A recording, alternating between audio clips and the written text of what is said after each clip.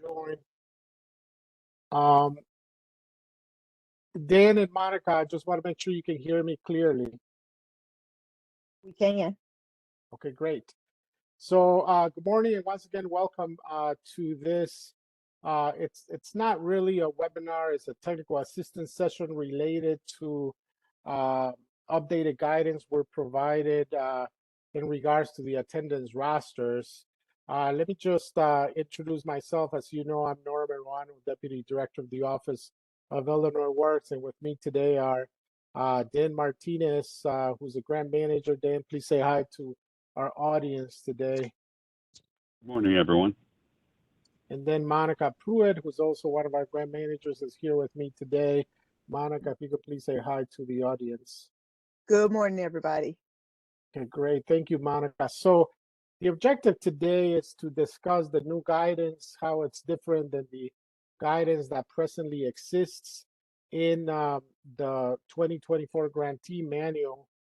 We've received a lot of questions and concerns about clarity related to the guidance, so we thought it would be important for us to issue a technical memo related to this guidance. You should have received that technical memo in the morning along with a couple of attachments, one of them being the new roster that needs to be used, and also we put together a job aid so that you could see exactly how that roster needs to be used. Let me provide some context here on why this is so important, okay? So a couple of items that I want to discuss have to do with updating Illinois Works, the Illinois Works reporting system, and at the same time, why attendance is so important for our system.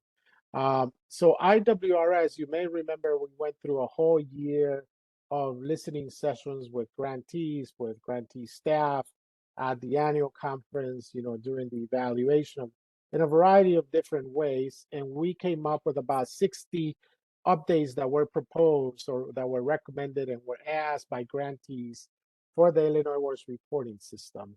The biggest and most important update that was requested had to do with attendance and how attendance needed to be entered in IWRS.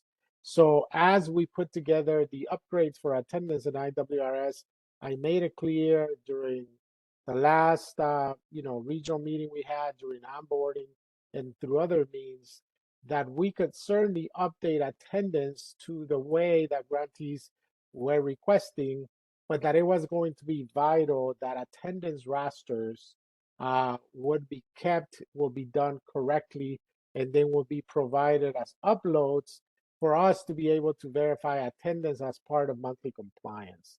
So we executed the IWRS update for attendance, and it's a lot simpler now. It's a lot less complicated than it was before. It's very streamlined. However, to our surprise, once we started asking for the attendance rosters, they either were not there or they were clearly, and this is not all grantees, but a good significant number of grantees did not have rosters that, met the most minimum standards of attendance tracking, okay? As a result, as we continued to do monthly compliance reporting, it was obvious that attendance rosters were going to be a significant challenge for us to be able to issue enrollment credits for grantees.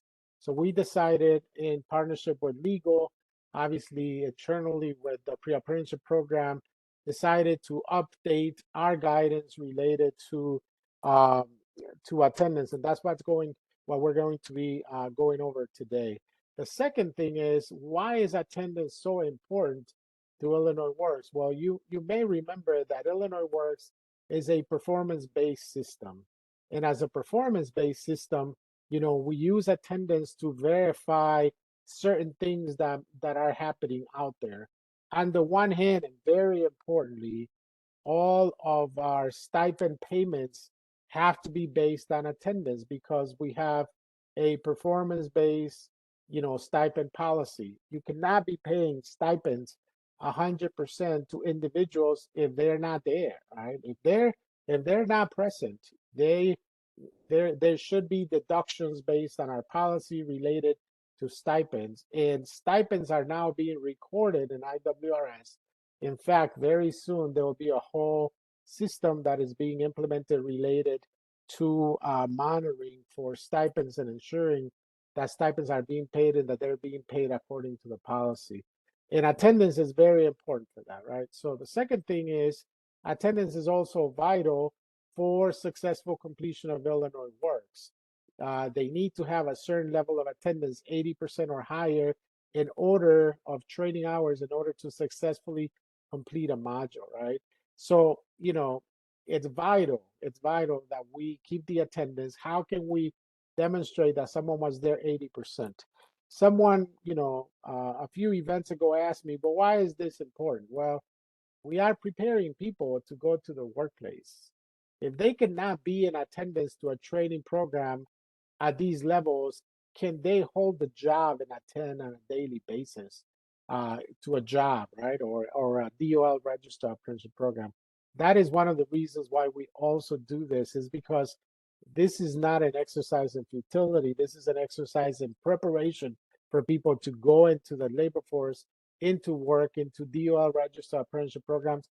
And obviously they have attendance standards that need to be met, right? So anyways, that's the context for that. It's very important that as we go through the memo today, as Dan goes over the job aid, the roster that we put together in the job aid, that you ask as many questions as you may have. You could either ask your questions through the chat, or you can unmute yourself and ask the question. We want to make sure that this is very interactive, because this guidance is effective today and going forward. This is the guidance that must be followed for attendance.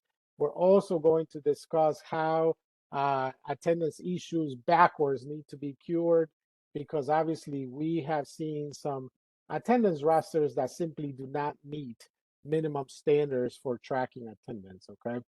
So moving forward now, we're going to start talking about the memo that was issued. And as I said, you should have received this memo early on. This is the first guidance update memo that we're issuing for the 2024 grantee manual. This guidance here replaces the guidance that is presently in the grantee, in the 2024 grantee manual related to attendance. As I mentioned, this memo also includes an attendance roster job aid showing you how the roster should be used. And it also includes the required Illinois Works attendance roster. One key thing that I must emphasize, there are some programs out there, particularly those that operate in school districts or that may have very special circumstances, that if you want us to take a look at a different roster that you would like to use, as long as it meets our minimum standards that we will discuss in a minute, you can send them to us. You cannot use them until we give you official approval in writing for you to start using those. Outside of that, you will have to follow this attendance policy with this roster, okay? As I said, effective September 16, 2024, which is today. Let's go down to the previous. So we outlined here what the present guidance is in the manual. And this guidance right here in that manual is being replaced with the new guidance that we will go over right now. We want to ensure that there is consistency and there is accuracy on how attendance is being tracked. Again, we're a performance-based model, and we use that on a monthly basis. We are looking at these rosters on a monthly basis to ensure that attendance is being kept, okay? So let's go down to the key items of this guidance. First of all, the instructor must document attendance in 15-minute increments as instruction is delivered. You will notice on the roster, we'll show you exactly what that means.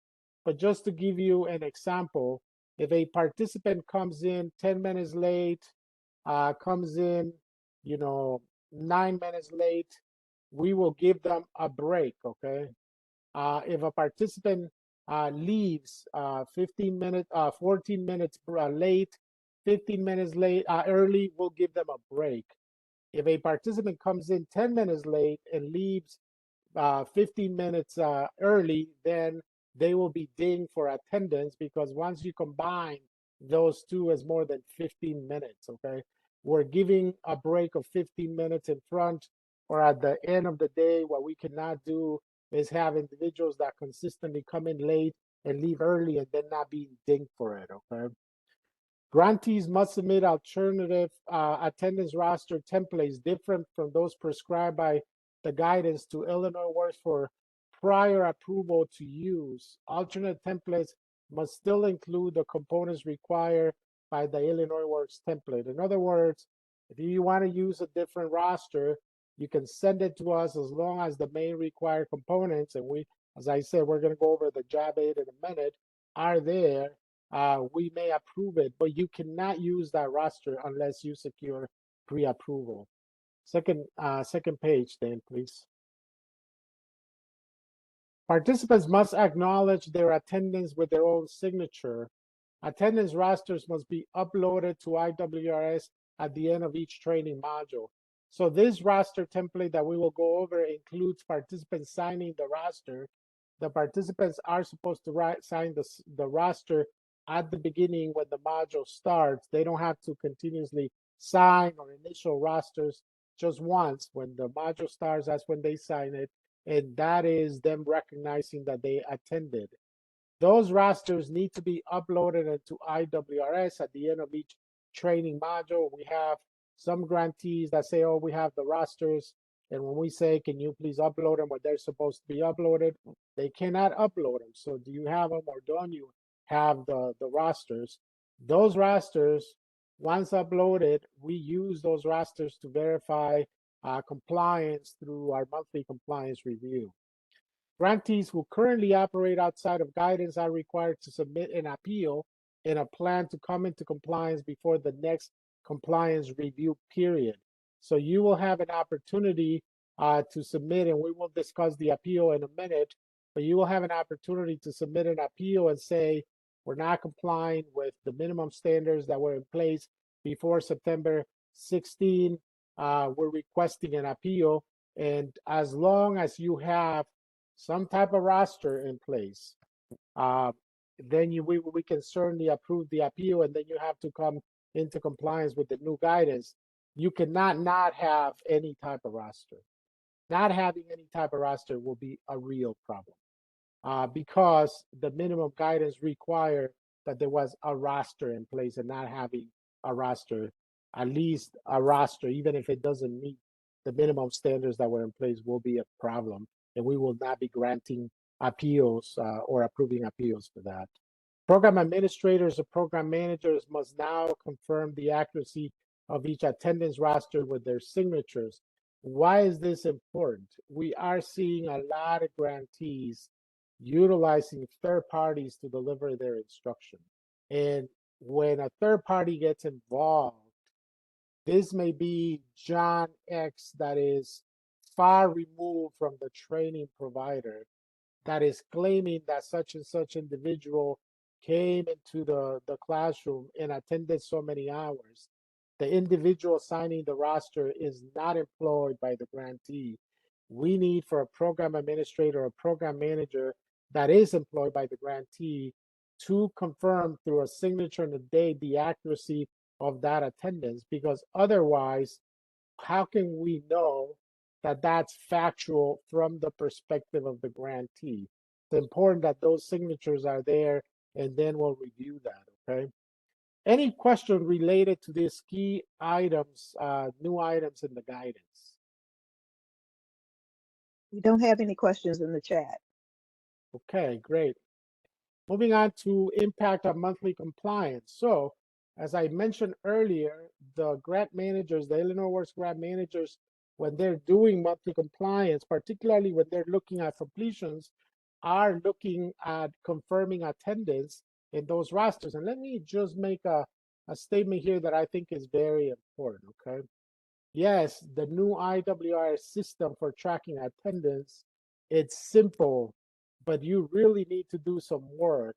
I have been going deep into verifying data myself because I wanted to learn about the data and the quality of the data. One of the things that we are seeing is that if, let's say, a module was 10 hours, the system is asking how many hours they attended.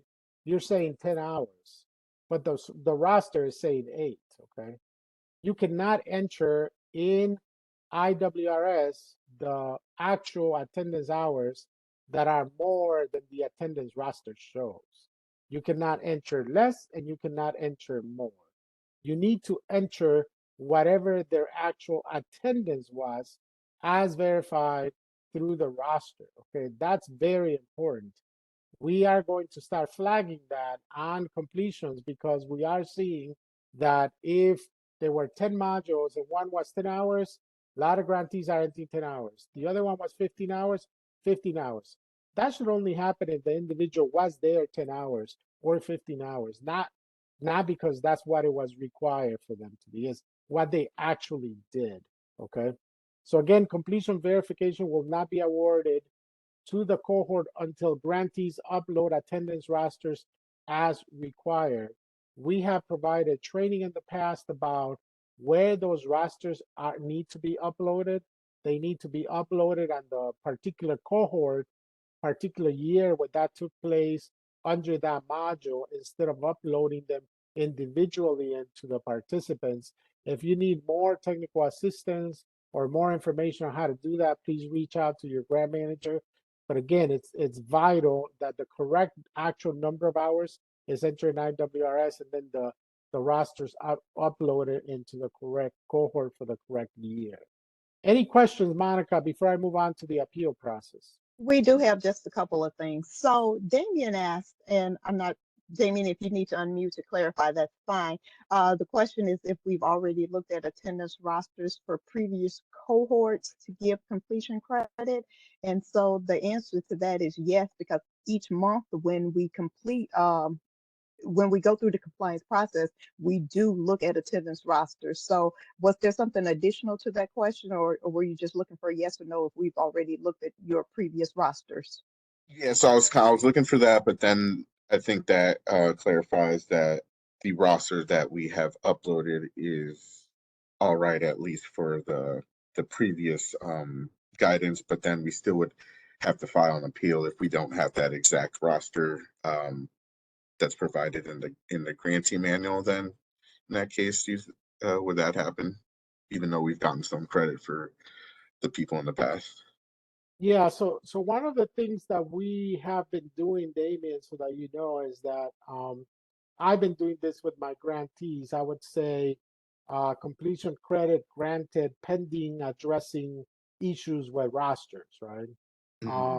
So you may see that comment in a lot of your participants where we granted completion credit, but it's conditional on that being addressed. And the reason is because this issue with rosters is so wide and so deep with our grantees that we didn't want to hold. If that was the only item holding us approving completion for a particular participant, we didn't want to hold it, but we want to make sure that if the rosters do not meet the minimum criteria, the minimum standards that we had put forward in the 2024 grantee manual, then go ahead and go through this appeal process. I'm going to discuss the appeal process now, but what's important after that appeal gets submitted no later than September 25 is that going forward, you're using this new guidance that we are providing, which is effective today. Okay. And just one more thing, Norman. And Amber, you're also free to unmute if you need to make additional comments. But Amber asked, what if they made the day up? So that looks like that will require a makeup roster. But Norman, if you would like to elaborate on makeup days, please do. Can you repeat the question? That makeup, what the rosters are for makeup days? Right. So the question is, what if they did a makeup day? Yeah, I mean, it's like you could use the same roster, and there is a process on how to enter and make up dates in IWRS.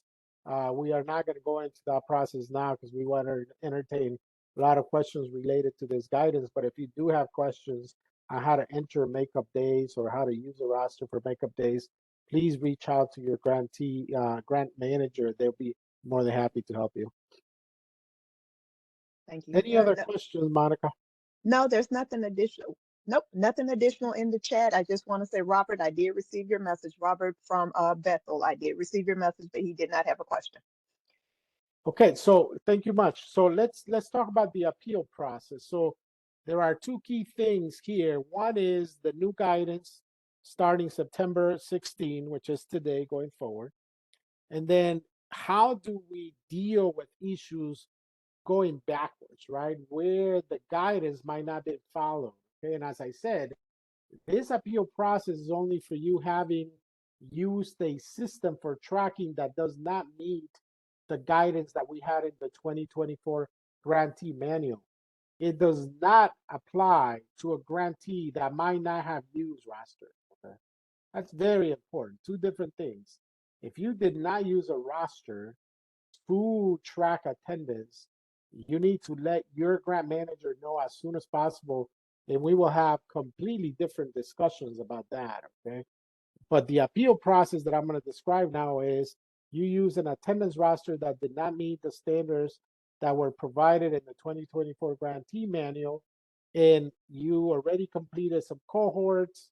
Some cohorts are about to end. What is it that you do to cure that process as we move forward into this new guidance, okay?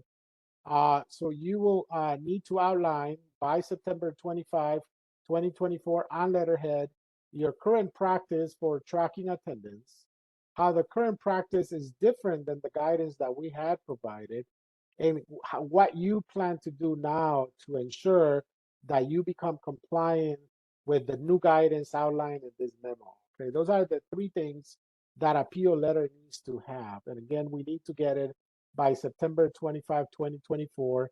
Please send it to your Illinois Works grant manager, and we will review it and let you know if we have any questions. That's how our legal team provided a path for us to be able to correct what was done. Why is this important? If we approve your appeal, then that approved appeal letter will go into your grantee profile in IWRS. And if you get audited by accountability, or if there's a field monitoring visit that happens, you will be able to have on record that you apply for an appeal and that it was approved, so that those rosters that you have that don't meet guidance can then just be reviewed, even though they don't meet guidance. Okay. Any questions about that appeal process? Any questions in the chat, Monica? Well, so one of the questions is, will we be notified if we need to submit an appeal? And obviously, I only have a certain number of grantees in general, though I think based on our discussions, not a lot of the rosters that have previously been used met the minimum requirements. So, Norman, I don't know exactly how you would like for us to handle that, but I guess my suggestion would be that perhaps the grantees take a look at what they've submitted to us, and if they do not meet the minimum requirements that we are discussing here, that they will know that they need to submit an appeal. Yeah, I would recommend that they do that. One of the key things related to rosters is that we have been studying this situation with grantees for the last 3 months since we started doing compliance. And for some of them, they have been clearly notified that their rosters do not meet guidance. For other ones, we might have discussed it in conversations with them. But, you know, like Monica said, take a look at the guidance. This memo includes the guidance that we had provided. If your rosters do not meet all of those minimum standards, submit an appeal just to make sure that we can take a look at your appeal, and if we approve it, then you will have it on your record so that there wouldn't be any issues going forward with any audits conducted by accountability, or any field monitoring visits that may be done on you 5 years from now, 7 years from now, or 2 years from now, or 1 year from now, right? So I mean, I think it's important to really close the loop on this. You know, attendance rosters are a very important component of the Illinois work system. So I would really be very cautious about it and ensure that you go through that process. That's the reason why we're giving you an opportunity to submit an appeal. Any other questions, Monica? Norman, if you don't mind, I'd like to kind of expound on that a little bit. So, because we're seeing a lot of those questions in the chat, and this goes back to what Damien had asked earlier. So this meeting, again, it is a two-part, and this guidance memo, it does have two parts to it. One, it's explaining what the 2024 guidance was. And we're saying that if you did not meet that guidance, you should file an appeal, right? And then we're also updating the guidance. And that's really the focus of what we're going to cover when we look at the job aid and the template. But for all of the grantees, I would suggest that you get out the 2024 grantee manual, read the guidance, look at that template that was in effect up until today, and verify that each one of your rosters adhered to that guidance.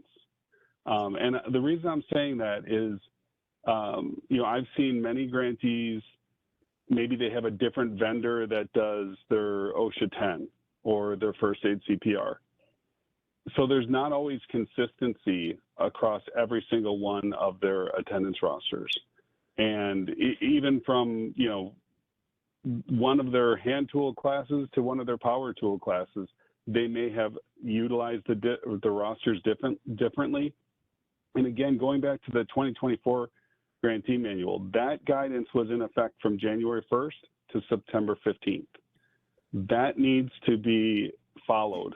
And so if you were submitting attendance rosters that had blanks in them where there should have been data, then your roster did not follow the 2024 grantee manual guidance that was in effect at that time. And so I want to stress that what Norman had said, we were verifying completions if everything else was correct, knowing that we were going to give you an opportunity to provide this appeal. So I would stress that everyone needs to go back and look at their attendance rosters to ensure that they met the guidance that was in effect at that time, and not rely on the fact that, well, I have received completion verifications, we must have been good. Thanks for clarification, Dan. Any other questions, Monica, before we move on to technical assistance and then to the job aid? Because I really think that the job aid will clarify a lot of things and make it clear on what it is that is needed and required for attendance going forward. Any other questions, Monica? There are a few more, but I think Dan's answer there, expounding on the answer, probably answered those questions. And if you have a question about your specific roster, I would say reach out to your assigned grant manager and they'll let you know the specifics around your own roster. But just a couple of real quick ones. Robert wants to be clear, the attendance roster should reflect the hours the participant was present. And that is, of course, yes, Dan will talk about that more in just a second, but that's exactly what we're looking for, the number of hours the person was in attendance. And another one is, are the minimum requirements for attendance rosters specified in the manual? You mean the 2024 manual? Right. The 2024 manual had provided the minimum standards in the roster that was provided with that guidance. So if you, again, like Dan mentioned, go take a look at it. The roster is in the manual. The guidance is there. If your rosters do not meet those minimum standards, I would recommend that you go through the appeal process. If you do not submit an appeal, you will not have an appeal. And then any field monitoring visits or any audits that are conducted that look at those rosters may actually find out that you were non-compliant with those rosters, or it may get to a point where we don't even grant you completion because either there were no rosters or the rosters don't meet minimum standards. We need to be able to cure this situation as we go into closeout for the year. And I can tell you the reason why we issue new guidance and clarify the guidance and provide new tools for you is because there's a lot of cases out there where the minimum standards were just not being followed. Right? I mean, if you heard some of the cases, you wouldn't believe it, but I'm not going to go into detail about it.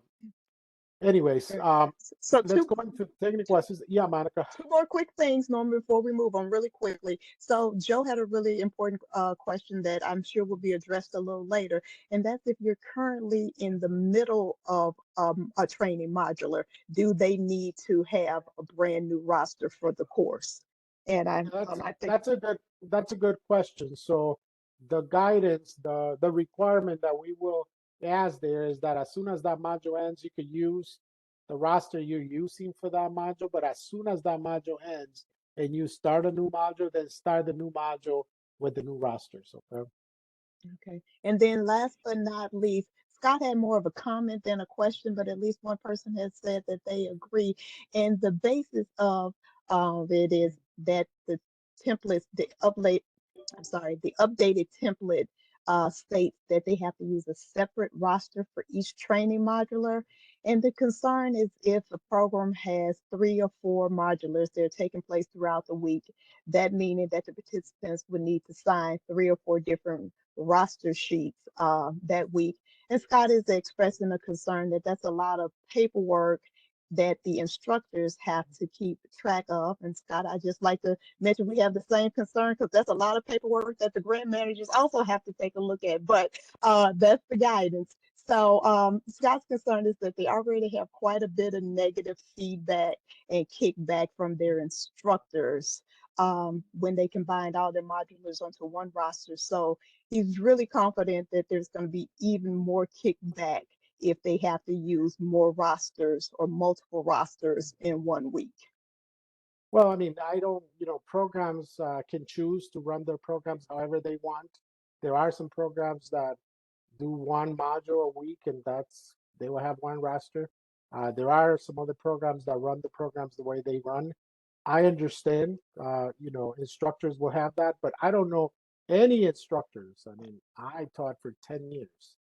I don't know any instructors, pre-K, K through 12, college, workforce development, any training where they don't have to keep rosters and they don't have to do some paperwork. So I understand their concerns, but if they sign up to be instructors, that is part of their job responsibility. If they don't feel that they can do administrative work, so I'm sure they can find some other line of work. But if they're going to be working as instructors, they will need to do some administrative work. I had to do administrative work when I taught for 10 years. All teachers in this country have to do administrative work. In fact, I will dare to say all teachers in the world have to do the same thing. So I'm not sure what the issue is here. Instructors complaining about doing administrative work. Well, I mean, we all have to do what it takes to perform a job. And how Illinois works, keeping attendance and maintaining rosters is just part of the requirement as it is with all other educational systems. Workforce development actually is a training system. Illinois Works is a training system, and rosters are a reasonable request to be made from instructors. Can I add to, because I'm agreeing with Scott, this is Chicago Women in Trade, that it's not just instructors and taking attendance. We have modules that are done multiple times, different modules, multiple times, not only during the week, but during the day. We're not running 6 hours or 8 hours of math in one day.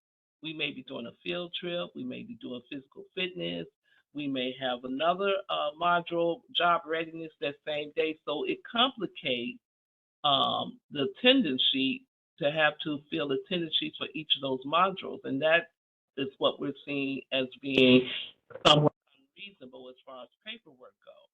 Because it's not just doing an attendance sheet for one day for one module, it's doing an attendance sheet for multiple modules. The way I see this, we're going to have to work really close to come up with something that will fulfill what you need as an attendance sheet for all the modules we're doing in one day or that week.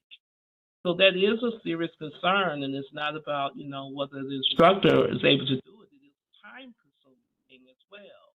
But to find it to fit what you all have as an attendance roster will be complicated for us as well. Well, just want to mention a couple of things, Renee, as I mentioned earlier. There are certain programs that run a different format, right? Obviously, your program is one of those, as we have extensively discussed before. That is the reason why we mentioned here that if you want to use a different roster, you will need to just ensure that it follows the minimum standards that we have in our guidance, and then send it to us, and we can certainly discuss it and get it pre-approved before it gets used. We are not closing the door on that possibility.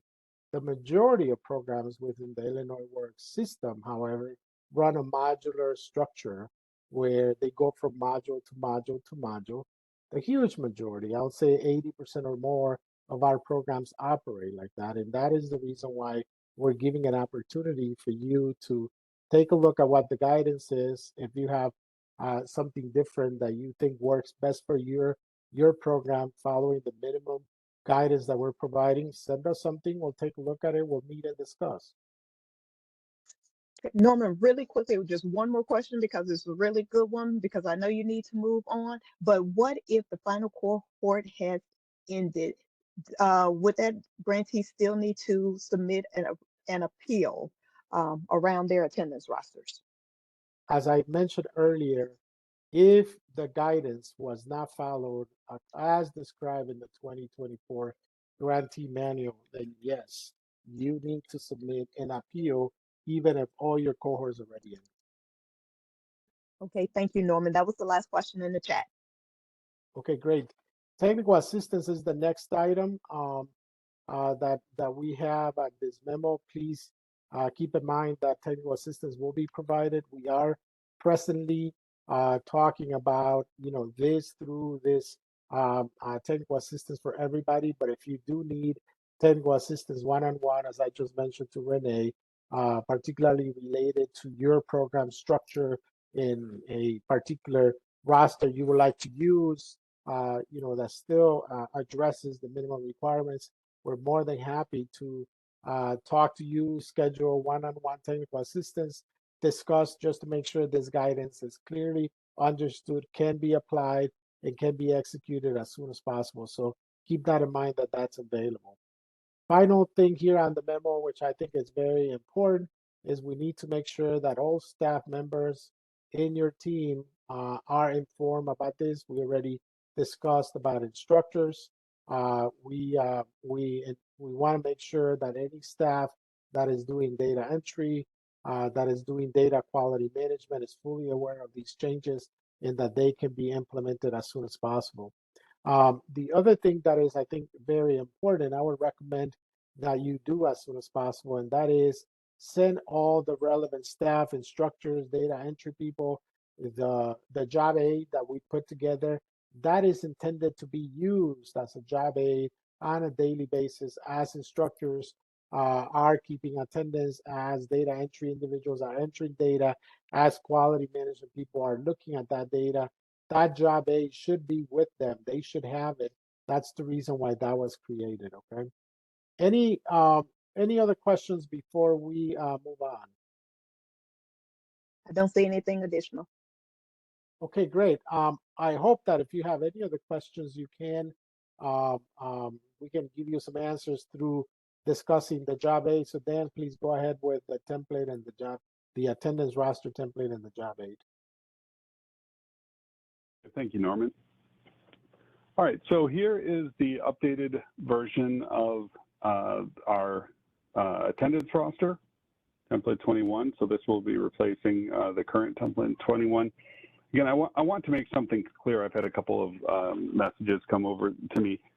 So there are some things we're going to discuss, such as having participant first and last names in alphabetical order by last name. That is part of the new guidance going forward. If your rosters previously did not have that, that was not part of the original 2024 guidance, so that is not something you need to submit an appeal on. So We need to be very clear when we're talking about appeals, we're talking about, if it didn't follow the guidance up until yesterday. Moving forward, there won't be a need for appeals because we'll simply be following this template. So, the job aid we will discuss, in particular how we're going to be filling out this header area, and then where we get into the actual dates and attendance hours for each individual, and then we'll also go into the instructor notes and the signature area. So let's take a look at that job aid and look at that in more detail. So when we look at the header, what we're expecting here is for this information to be typed into the header. That can be done once, and so then that way you're not doing that for every memo, for every attendance roster, but also so that it's legible. That's been one of the issues that we've had with current rosters. And in some cases, your instructor is an employee of your organization, so the grantee information here and the instructor's organization would be the same, but in others it might be a vendor, so that's why there's the two different lines there. Again, we have explained that we are requiring a unique roster for every module. These are the modules based on your Illinois Works approved final curriculum form. So the name of that attendance, or the name of that training module should be placed into the header here. The total number of course hours for that module will be placed here. And the overall course dates will be placed here. Now those might be different than what's on the actual roster, right? If that roster, maybe the course runs 20 days. Well, the maximum that we have on each one of these rosters are 10 days.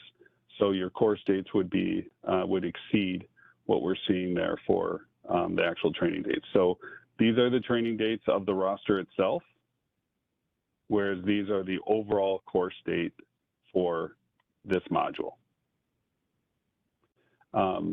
Then we're requiring the training time so that we have an idea of, whether this was a 1 hour course, 4 hour course, etc. And then of course the cohort number. Some organizations have training module numbers. Some programs such as NCCR have training module numbers. So that would be in this final spot of the header. So before I move on, do we have any questions about the header? There's nothing in the chat. Okay, great. Thank you. So now we're going to take a look. Let me see if I can make this a little bit bigger for everyone. No, I can't go quite that big. So now we're taking a look at a sample roster that's been filled out. As you can see, as we just went over with the header, a lot of that information is pre-entered into the form. It's typed. I just discussed how the training dates were the training dates covered by this particular roster. So this particular roster goes from May 3rd to May 16th, and you see those training dates here to here. But the overall course is going to run from May 3rd to May 31st, right? So that's how that is differentiated. So overall, it's going to be a 20-hour course, but this particular module, the training roster can only handle, 10 of them. So we'd expect to see a different roster entirely for those. Then as we continue into the table itself, again, one of the things that I've highlighted is that we are requiring that all of the participants' names are pre-placed into the rosters in alphabetical order by last name. So one of the reasons for this is that, as you can imagine, through an audit process for Illinois Works to determine the attendance for a single participant and the total attendance hours that that individual was in the classroom over the course of the 12 weeks or 20 weeks or however many weeks that they were in. Not only do we have to find all of the attendance rosters, but then we have to find the names on the attendance rosters. So, so we expect all of these to be the same. That way they're consistent through every attendance roster that we look at. So if we were, for example, looking for Sharon, we know that she's going to be number 9 on every single attendance roster. Even if later on, you know, Tom and Chris here drop out, they will remain on that attendance roster, and Sharon will still be number 9 on every attendance roster right up until the end. So again, all of the cohorts participants need to be listed by last name alphabetically in the on the roster. And again, these that column should be pre-printed. As Norman mentioned in the guidance memo, the participants themselves will sign this on the first day of the roster. They will see the dates and times that they are expected to be here, and that's essentially what they're signing and agreeing to, that they understand that they will need to be you know, in this course from 10 a.m. to 11 a.m., 1 hour every day for these days, right? So it allows them to sign an understanding of when they're expected to be there for that particular course. Then we get into the instructor responsibilities, and that's really, you know, down here. So the instructor needs to be able to identify, you know, the attendance of each of their participants or their students. You know, sometimes it's a second staff member in the classroom that's going to take this responsibility, so the presenter can present and a different staff member will take the attendance. That's fine. And as Norman said, the requirement is, and it's stated up here as well, that they're recorded in 15-minute increments. So if we take a look at the very first line here, we have Joe Apple on 5-3 came in 17 minutes late. Because that exceeded that first 15-minute increment, that first attendance is recorded as 45 minutes rather than the 1 hour. You know, we have others where we can see the next one on 5-7, the individual left 20 minutes early. And so on 5-7, again, that exceeded the 15 minutes. So we see that they were only allotted 45 minutes. So again, it goes into another 15-minute period. So they left 20 minutes early, so we're not indicating 40 minutes. It's every 15-minute interval. All right.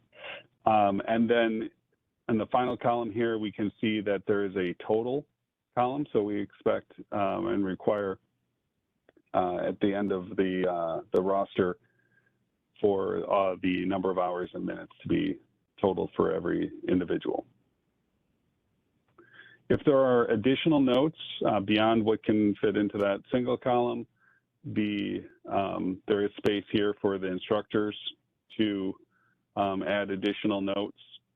For example, you know, maybe somebody missed a week due to an excused absence, and so there will be makeups that are scheduled, right? So that can all be entered in there if they know that in advance.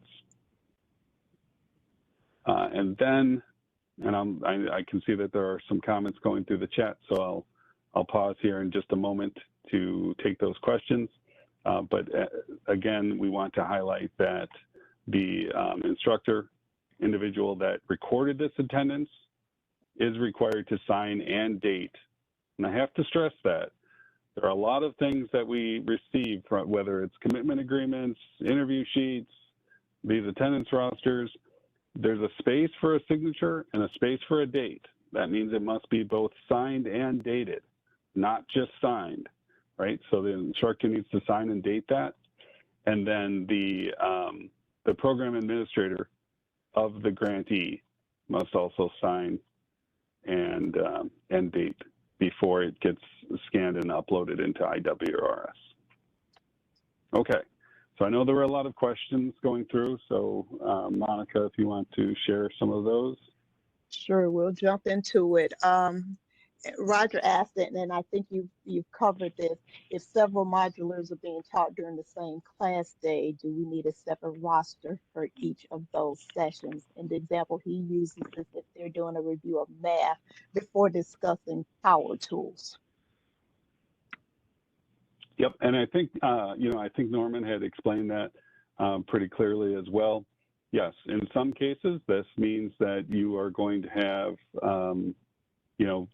from, let's see, what did we say this course was? At 10 a.m. you pass around this roster sheet and the participants sign it. Again, they're only signing it on the first day. And then, at 11 o'clock, maybe you're doing, some sort of hand tool activity. If it's the first day for that, you're going to send around another roster sheet for the individuals to sign that at 11 o'clock. Now, if it's the second day of that, you're not sending around the attendance roster to be signed by every participant every single day, right? So it's just that the instructor is recording the attendance on those two separate rosters, one for the 10 o'clock to 11 o'clock session and one for the 11 o'clock to noon session. So, and then as Norman mentioned, if you are running a program where that's the norm, right, that you, instead of having the same subject or two subjects taught per day, you are, running, 5, 6, 7 subjects per day, every day.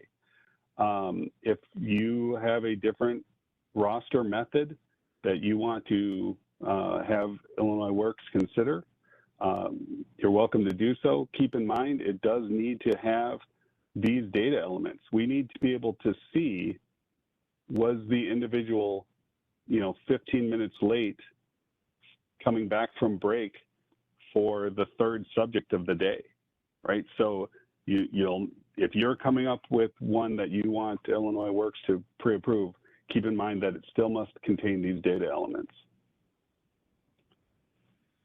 Thank you, Dan. Several more questions, of course. Can you explain to the participants here the difference between the cohort number and the modular number we have here in the heading? Someone asked if the cohort number is the same as the modular number, and of course they are not. No, yeah. So your cohort are the number of cohorts that you were pre-approved as part of your work plan to implement, right? So most organizations maybe had a spring cohort that they were running 20, 25 people through, and that was cohort number 1, and then it ended in June, and then you had another cohort maybe that started in July. That was cohort number 2. So those are cohort numbers, right? Module numbers, again, it depends on the program that you're operating. Certainly some community college programs, they actually have course numbers associated with the actual module name that they're providing, so they could utilize that. Again, I referenced NCCR. They have modules 100 through 109 for a lot of their core courses, so that then you would indicate the module number there as well. Thank you, Dan. So Roger asked, so the course dates are for the whole class, but the modular dates would be different. I'm not quite sure I understand that, Roger. So if you need to unmute to clarify, that's fine.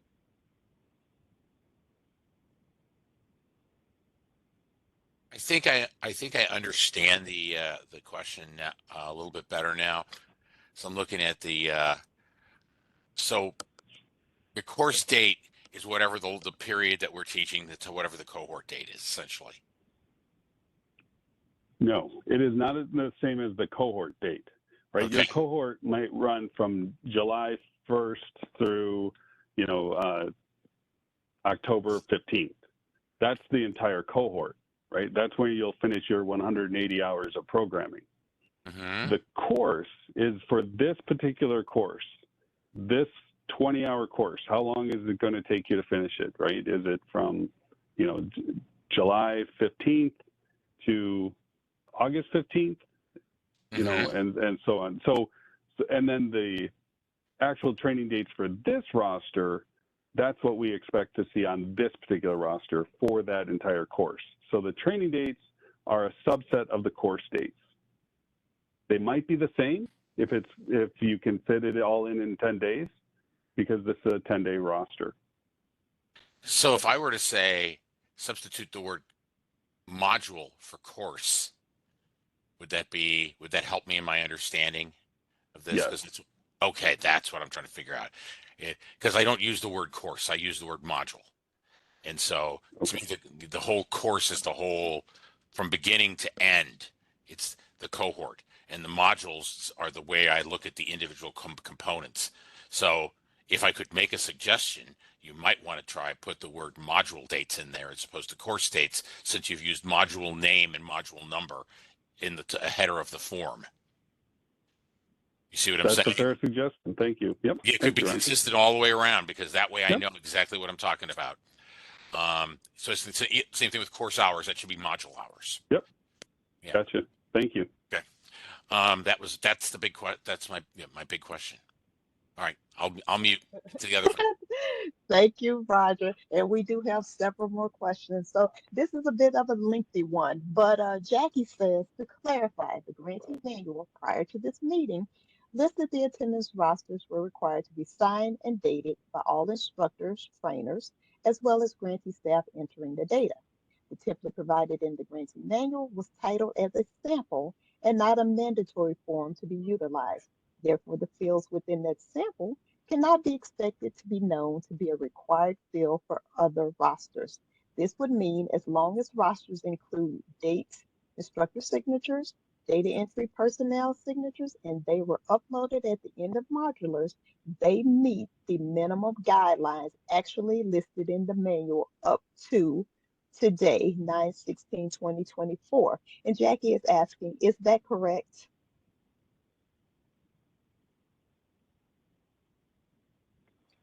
So I'm looking at the question, and Norma, if you want to chime in here, I'm looking at the questions in the chat so that I can be sure I'm understanding all of it. Can you please post the memo so that we can see what the old guidance was? Sure. I think she's referring to the not only the guidance here, but the actual template that was part of the 2024 Yeah, so if you granting could please manual. post the memo so that I can see what the old guidance was. It's on the first page. This is it. Yes? Okay, yes.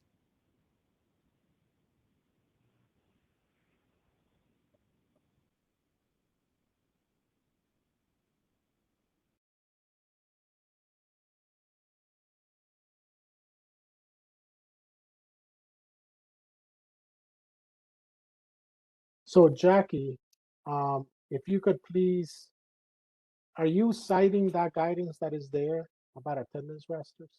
Is that what you're citing? I'm citing the memo and I'm citing what I pulled out of the grantee manual itself, which I have with me. So if you could just read what it is that you were citing. It's the same thing that's on the roster that's posted to everybody, but in the grantee manual on page 102 is where you pulled this from. It says the roster should be signed and dated by all instructors, trainers, and staff responsible for the IWRS reporting. And then the training curriculum should be accurately reported, and attendance rosters must be uploaded to IWRS at the end of each training module. The template itself is listed as a sample and it's available for use. It's not required or mandatory. So basically, I'm looking for minimum guidelines, which is what you guys are talking about. And I'm seeing here that the minimum guidelines that are actually listed as being mandatory are that the instructors have to sign it, the data entry staff have to sign it for the grantee, and then it has to be uploaded at the end of every module. Those are the minimum requirements. I mean, it says it is the expectation that Illinois works pre-apprenticeship grantees track daily attendance of participants, right? Correct. So as That's long as it has the Monday through Friday, whether they were there, and then the instructor and we sign it and upload it at the end of the modules, then that meets the minimum requirements. well, and then it follows saying using an approved attendance roster. So Sure. if you're not using the sample attendance roster that was provided, Mhm. did you get your attendance roster approved? Yep. So we submitted them a lot earlier this year and then did not hear that they were not approved. We also didn't hear that they were approved. Okay, so is your question related to should you submit an appeal? Is that where it's going? I'm basically saying since we have not heard anything in compliance and since we met these minimum requirements, we should not need to have that, right?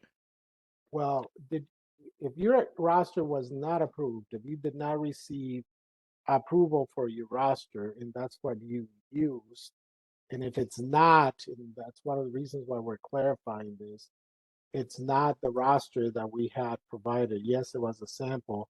That's one of the reasons why we're updating the guidance because it's no longer a sample, it's now a required. But if you don't have an approved roster and you didn't use the sample roster, so I would recommend that you submit an appeal. Okay, so in the future, how long should we wait to hear yes or no before we just assume it's not approved? You know, as I mentioned earlier in covering the new guidance, you know, we encourage you to submit your roster as soon as possible. Mhm. We are going to be reviewing these as part of our weekly, grant management meeting. So it should be about 2 or 3 weeks before you receive approval. Right, but since we submitted it earlier this year and heard nothing, how long, like, do you get what I'm saying? We never heard anything. How are we supposed to know that it's not approved or, I mean, we didn't hear anything. Yeah, I really don't know who you submitted it to, but I'm just telling you what will happen in the future. And that is the reason why we're offering an appeal process. Okay. I will take this offline. Thank you so much. Okay, great. Okay, we have lots and lots more questions.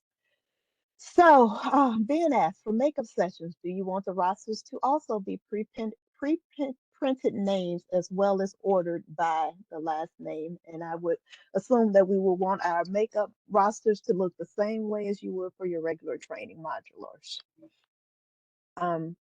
Rhonda asked if a participant drops out between one modular and the next, can we then remove their name from the consecutive modular rosters, or do we need to maintain their name until the end of the program?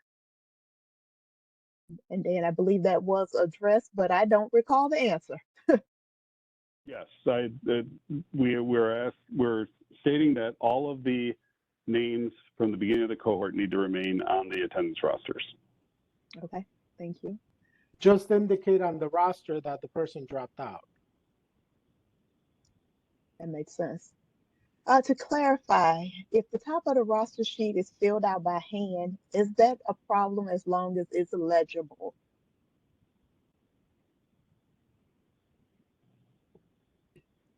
No one else is jumping to answer, unless it's I can't imagine it would be a hardship to type that in. So I would vote for let's just go ahead and make sure it's all typewritten. Yeah. Yeah, the guidance currently is that it needs to be and typed in. So if there's an issue with the guidance, then I suggest that you send a written email to your grantee manual manager, and we can discuss updating the guidance based on any requests. Well, I mean, one of the key things, let me just mention something here, and I think, and then you and I have been involved in the audits that accountability conducts of our grantees. You know, there are other eyes that see these documents, auditors doing desk monitoring, looking at stuff in IWRS. If they can't read what's there, then it becomes a bigger issue, right? I mean, it's for us is ensuring that the required documentation is not only reflecting what happened on the ground, but also that it's legible, right? Because if it's not legible, then it becomes a problem and it becomes a bigger issue, right? And as I said, it's not just us looking at this when it comes to conducting monthly compliance, but it's auditors from accountability, monitors from other areas looking at this stuff, legal, asking for a roster related to something, right? And they need to be able to read these documents. So I would say, we do expect for that stuff to be legible, and the best way to make sure it's legible is printing, you know, um, typing, the information there and then printing the rosters. Okay, thank you, Norman. So Joe had another question. Can the names be listed by last name, first name? So in the example that's being provided, we have Joe Apple. Is it okay if it's listed as Apple Joe?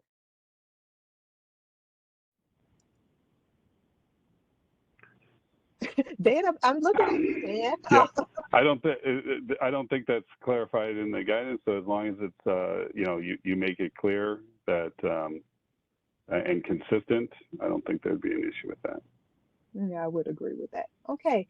Can project managers sign where the program manager can sign, or is this only for the sole grantee administrator signature?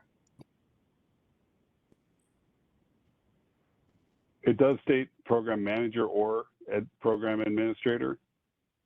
So if you have multiple levels where you have a program administrator, a program manager, and a project manager, then no, the project manager could not sign it. It would need to be the program manager or program administrator. Thanks, Dan. Okay, making sure I understand Joe's question. For power tools, we teach 4 hours, 4 hours, 2 hours. Should we make a note of this on the roster? So right here is where you identify the number of hours per day. So in this case, this would be 4, this would be 4, and this would be 2. So I think maybe what he's referring to are the number of the course hours up here, or the training time that you had designated up there. That is interesting how to manage various training start and end times throughout the day.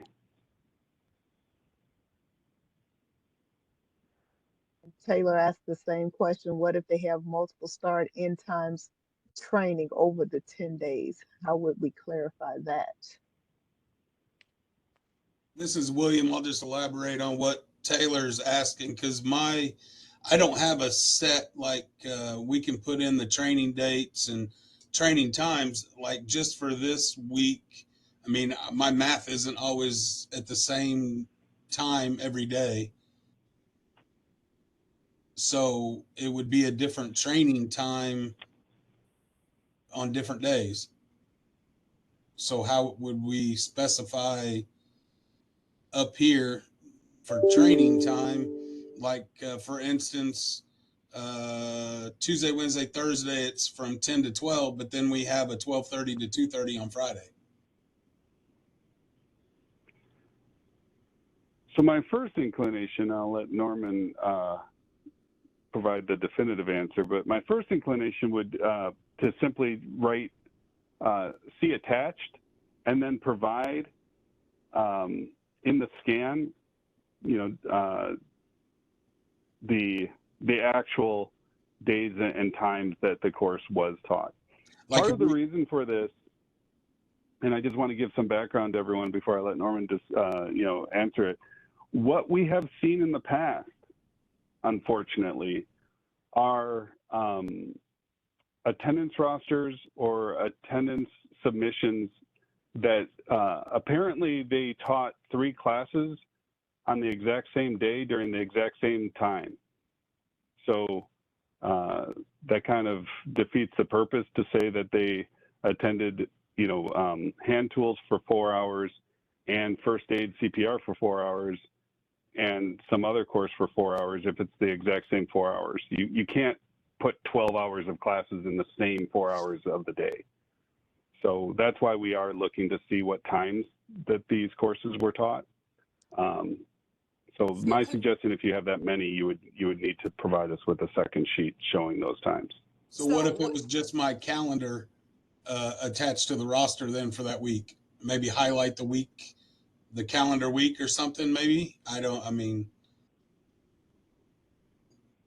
know. So couple of things that I would say here. On the one hand, you could always, if 2 out of 3 days are following the same timing, I would, put an asterisk under that time and then put a note under instructor notes. That's one of the reasons why that exists there, for notes to be included there.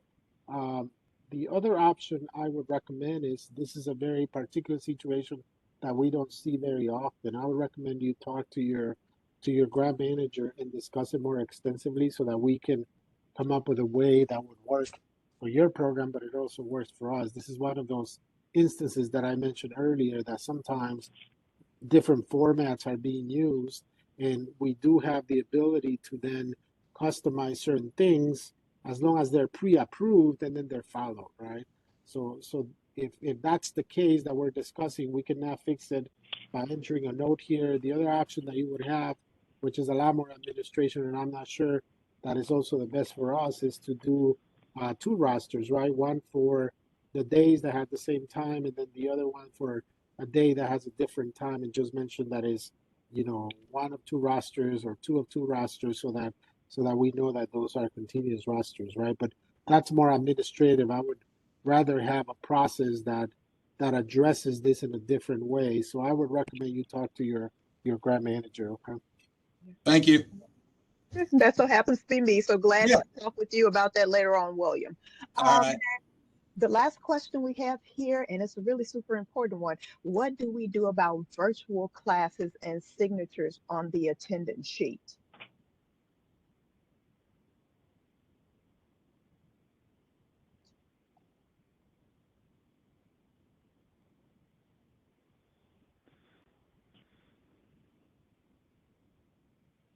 Let me unmute. Oh, there we go. So I think first off, the guidance that Norman had just provided, it probably pertains to this as well. So if you have a series of classes that will be virtual, you reach out to your grant manager so that we can discuss it, so that we can see what your needs are, what your suggestions are, and make sure that we provide something that works for all of our grantees. And because I'm sure you're going to be the only one with the issue. That being said,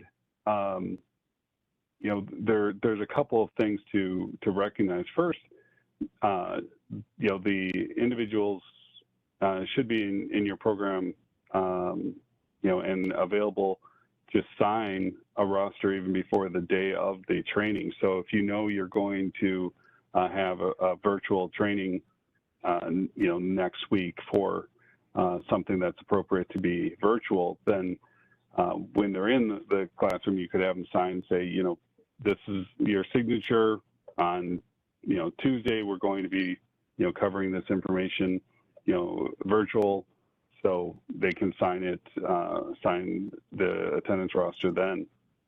And then the instructors can still track their attendance the actual day of. And let me just add, I mean, this is definitely one of those that needs to be discussed, because there are other ways of tracking virtual attendance, and assuming obviously that you're using the approved virtual attendance system for Illinois Works, which is synchronous. We do not accept asynchronous education for Illinois Works. So if you're using a synchronous process, reach out to your grant manager. We'll discuss. There are different techniques, different ways of tracking attendance. For those, I have worked with those myself in the past. So let's discuss. This is, again, one of those exceptional circumstances. And by the way, so that you know, there are only a handful of grantees that do that within the Illinois Works Network. The huge majority of grantees are doing face-to-face instruction. But again, if that's your circumstance, we'll be more than happy to discuss and then ensure that there's a system that is being used that meets the minimum standards that we have. Okay. Catching up on my questions here. So for Angela asked, so should they sign at the end of the modular? How do we track daily attendance with just one signature for multiple days? So the participants only sign once. They sign at the beginning, right? They sign at the beginning. Again, it's a acknowledgement that they are going to, that they know what the requirements are for this particular training, that they will be in attendance these days at these times. So they only sign once at the beginning. The instructor and the program manager or program administrator, they sign once the attendance roster has been completed. And I should mention also just one last kind of random thing. Most organizations are running cohorts that are larger than 10, right? So then you would have multiple, pages for a given roster, and you would start renumbering these, right? So page 2 would have 11, 12, 13, 14, 15, and so on.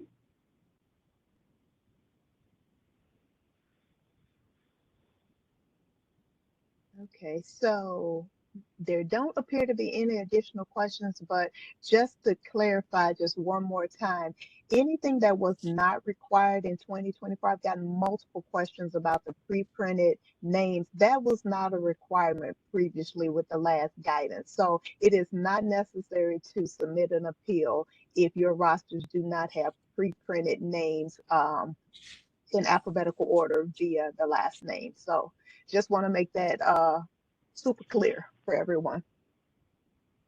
Okay. But like I said, I think that was the last question in the chat.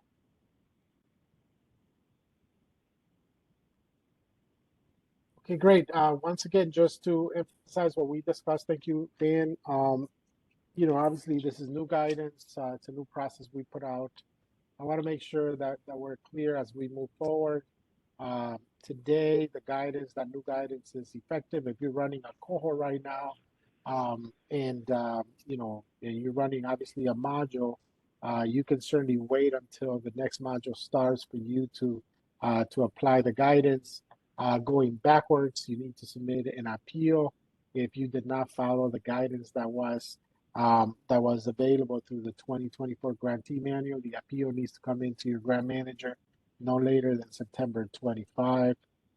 If approved, and once approved, we will upload that into your profile in IWRS so that in the future, auditors or anybody doing monitoring visits can notice that we granted an appeal for any rosters that did not meet standards. And I want to emphasize that appeal is only for organizations that were using rosters that did not meet standards. If you were not using a roster at all, you will need to communicate with us as soon as possible so that we can discuss, because that's a completely different conversation. Also, keep in mind, besides the information we have provided, we will be available, grant managers will be available to do one-on-one technical assistance and to answer any questions. So if you have any other questions, please don't hesitate to send an email to your grant manager, and we'll be more than happy to answer those. I think that there is someone raising their hand. There's another question. This one, you feel free to unmute. There's nothing additional in the chat. Okay, so I don't. Hi, Norman. I'm sorry, it's LaShonda. I didn't have my hand raised, but I have a quick question. Yes. Dan, I know you're going to most likely make the changes to the template that was sent out regarding the course dates versus cohort dates. Should we wait for that template to be sent out before we start using? Yeah, we're going to discuss it after we finish here. We're going to debrief for a minute and then let you know either way if we're going to make the changes or we're not. Okay. Okay. Thank you, Norman. And again, for those of you, I'm sorry, Monica, those of you that run programs that have different formats, school-based programs, different types of formats out there, we discussed a couple of cases during this conversation. If you want to put together a roster that you can work with that addresses the minimum requirements, please let us know as soon as possible. As I mentioned, we will discuss and approve. We will let you know officially that it's approved for you to proceed. Okay, so that's obviously a process that we're putting out there because we do understand that there are programs that run different formats, and as long as it meets the minimum standards, we can discuss. Send us an email, send us a sample what you want to use, and then we'll discuss and then agree on something on how to proceed. Okay. It looks like Joe may have a raised hand. Oh, Uh, no. He didn't mean that. Norman, while you offer to the grantees that we are happy to set up some technical assistance calls with them, at least for my grantees, I just want to make you aware of the fact that I will be in Naperville for the rest of today and tomorrow for staff training. So please give me, I've already gotten a couple of requests for meetings either today or tomorrow. I'm sorry, I am unavailable. I would be happy to try and touch base with you on Wednesday when I am back in the office. and then also keep in mind that this session is being recorded, so it will be posted in the next couple of days, 2-3 days, on the partner guide, the Illinois WorkNet partner guide for all of our providers. So you can certainly go there, listen to the session, download it as you please. Okay. Any other questions before we go today? No additional questions. You just answered Ben's question about uploading the recording to Illinois Works. So that takes care of all the questions in the chat. Okay, great. Thank you very much for joining us today, and we hope you have a good day. Yes, Bye-bye. thanks everybody. Bye-bye.